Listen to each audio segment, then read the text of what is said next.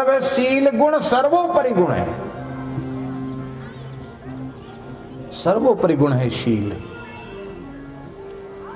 कैसा शील है राम जी में, आहा।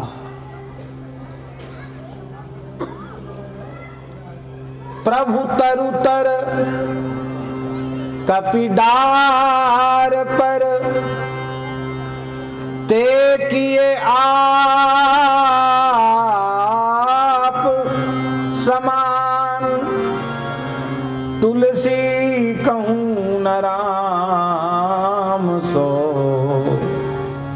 साहिब शील निधान।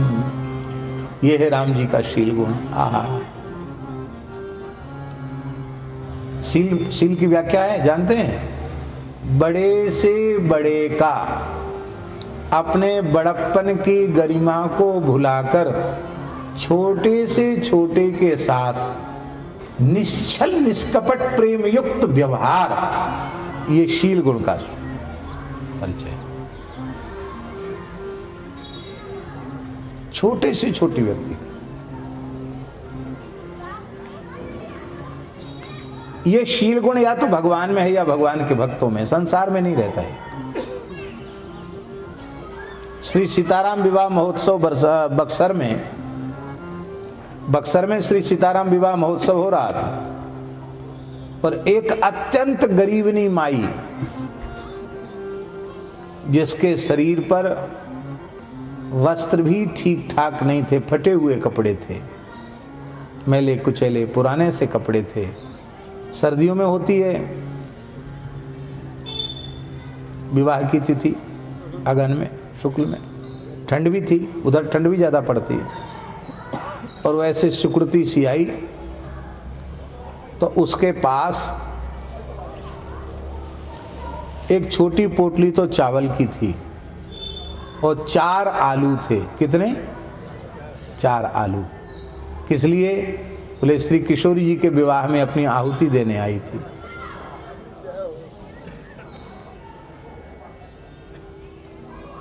अब कार्यालय में घुसना चाहती थी वो 4 आलू देने के लिए, और वो वहां तो रसीद कटाने वालों की लाइन लग रही थी, वहां 4 आलू और वो इतने से चावल, आधा शेर ज्यादा से ज्यादा, उसको कौन पूछे। तो किसी ने कहे माई क्यों खड़ी है, दूर जा, भटकारा उसको। कहाँ है वीडियो इकट्ठी कर, जा उधर। कहाँ से अगले कंगले चले आते। ऐसे ही लोग बोलते हैं, व्यवस्थापक तो ऐसे ही बोलते हैं। पूज्य श्री बक्सर वाले मामा जी को दिख गया वह दृश्य, उन्होंने देख लिया। तो सुना नहीं कि उसने क्या कहा, इसने क्या कहा, लेकिन वो समझ गए कि कुछ देना चाहती है और नहीं दे पा रही है।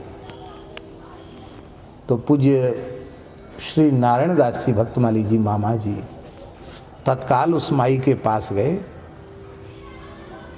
और अपना अचला फैला दिया। लाओ, चावल अपने कपड़े में बांध लिए, आलू ले लिए, सिर से लगाए और उसके चरणों में सिर रखकर प्रणाम किया। कहा तुम आशीर्वाद दो कि किशोरी जी का विवाह बढ़िया से हो जाए।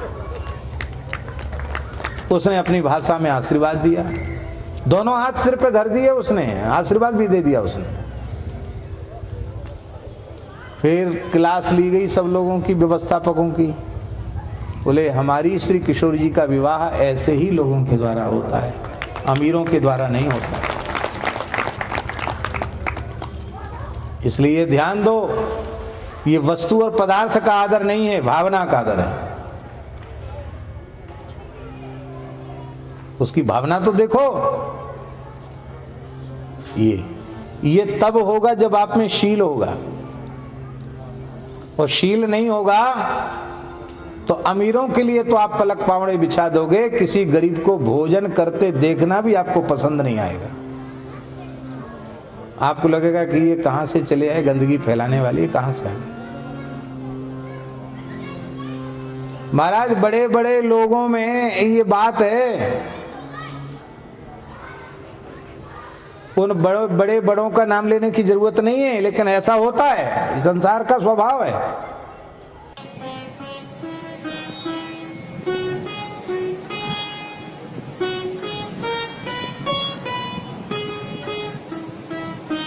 श्री सीताराम। प्रतिदिन सत्संग एवं दर्शन के लिए श्री महाराज जी के ऑफिशियल चैनल को जरूर सब्सक्राइब करें।